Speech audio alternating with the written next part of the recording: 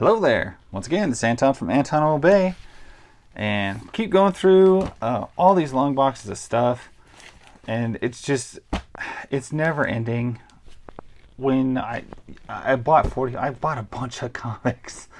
And sometimes it feels like I'm just drowning in them. But then I go through them and I'm like, oh my gosh, look what I have. Look what I got out of this, you know. And it gets tougher. Anyway, found a couple issues of the 10th. I love the 10th. I love the artwork in the 10th. It's a series I've really tried to grab like all of them I can get. This was just a couple more random issues in there. And what box of these would not be complete without a couple packs of Velocity and Vogue? There's so many of these in here. It's just crazy. Anyway, to the comics that are actually, more surprising to me is some stuff that I absolutely did not have in my collection at all, and that is Godzilla. I had no Godzilla comic in my collection, and this being store inventory, you can kind of see what I'm getting. Just multiple copies of the same thing, but check it out. Freaking Godzilla comics. I have never owned a Godzilla comic, and so the fact that now I've got some Godzilla comics, that's awesome. I'm super excited by that, super pleased. It's something that's never been in my collection before for some reason. So to have it in there is just, it's awesome, and it's a big deal to me.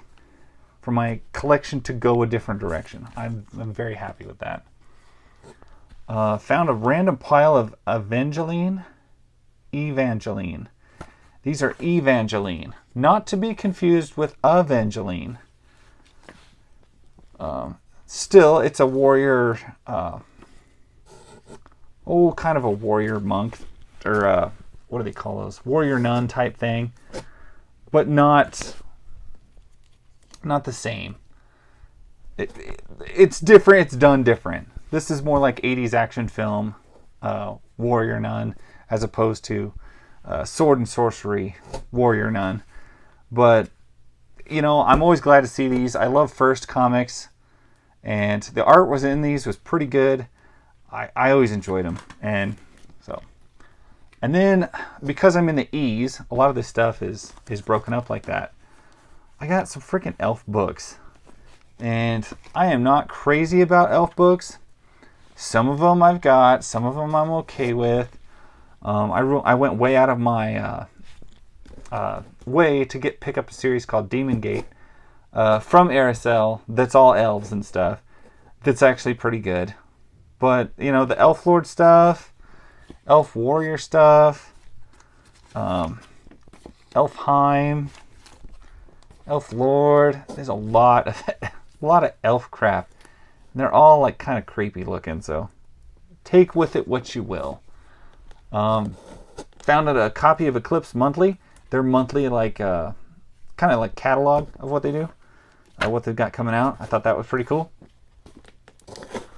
It seems like I keep winding up with issues of Ghost, and I'm going to have to put this series together and just kind of figure out where I'm at with the Ghost series, because just every box I'll see one or two and I won't think nothing of it, but now that I'm looking at it, I'm like, I'll bet you I have like a whole crap ton of Ghost comics that I really should figure out what I'm looking at there, what I've got. Gizmo and the Fugitoid. A couple of characters, or at least one character you may recognize from Ninja Turtles. This was back in the day. There's Gizmo himself. He does not look as cool as the Fugitoid, but it is what it is. Right there in the G's was a copy of The Good Guys. And this is a Malibu comic I don't have, and that's crazy because I have shit ton of Malibu comics. This guy is not Ultraverse, which is probably why I don't have him. I've got almost, I think, every issue of Ultraverse you can get. Almost every issue of Ultraverse comics you can get. This guy is not Ultraverse. He is ripped from the Protectors. I do have a big run of Protectors, but I don't have any issues of Gravestone by himself until now. So to have 1 through 4, I'm very excited by it. I'm guessing that's probably the extent of the run. A lot of these Malibu comics just didn't run that long. So Another book that I don't have any of and was quite surprised. Inhumanoids. Look at that crap. Inhumanoids was like one of the most messed up cartoon shows of the 80s. I can't believe it was ever for kids. Look at some of this shit. This was horrifying. This is like the toned down version. The show looked way worse. Just absolutely horrifying. Anyway, in the same box of stuff floating around, I found a kind of beat up issue of Uncanny X-Men 232, which is a great cover. It's a Brood cover. And I'm going to have to rebag these. These are all in older bags, and they're all kind of sticking together. And that's not cool. But the fact that these were all stuck together, I don't think I've gone through these.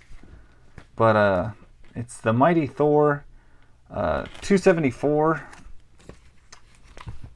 Ghost Stories. I don't see a page. I don't see an issue number. Let me see here. Looks like I got a little run of The Machine Man, which I didn't know he had such a long run. There he is, like, punching the hell out of Sasquatch. And I don't know why North Star and Aurora have blonde hair in this. That's completely wrong. But they do, and that's completely wrong. That's super stupid.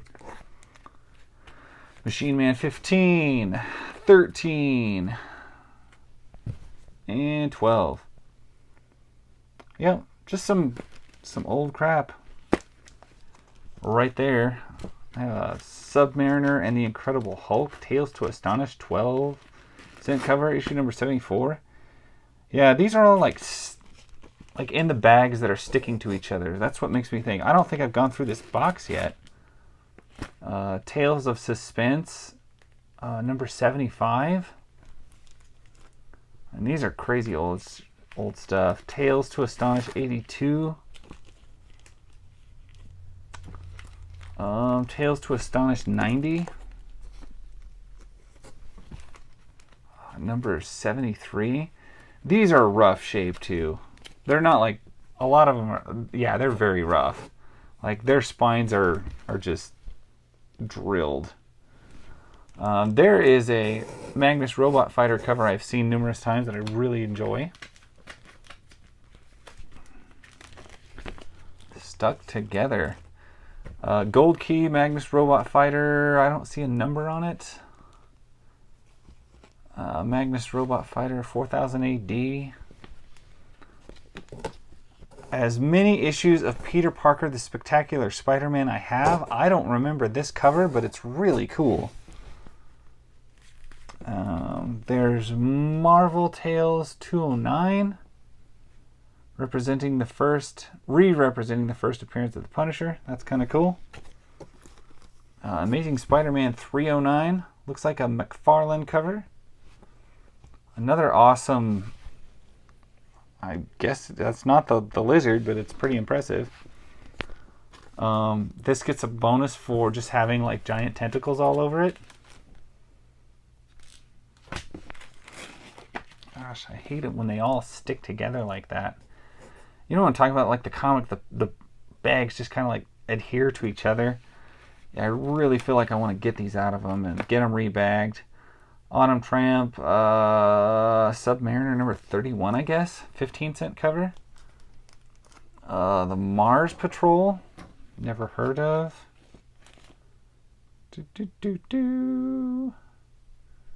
And what is this book? I guess it's All-Star Comics 74. I think I have another one of these because I think I ran across this before. And yeah, I think I have one of those. Anyway, I don't know. I don't think these have been gone through because they're all stuck together, and I don't think I've gotten to this box yet. But I'm pretty impressed with this haul. I know some of these older books were in another box, so, you know, I'm still going through them. If there is doubles in here, and I've showed them before, I do apologize.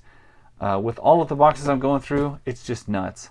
And you know what's nuts is some of these boxes have like so much of the same stock in them, just in another box. It's crazy. So this is probably a whole, if I've seen these, it's probably a different set of the same books, which is just, it's maddening. Anyway, that's my story. Thank you guys for watching. I will catch you later.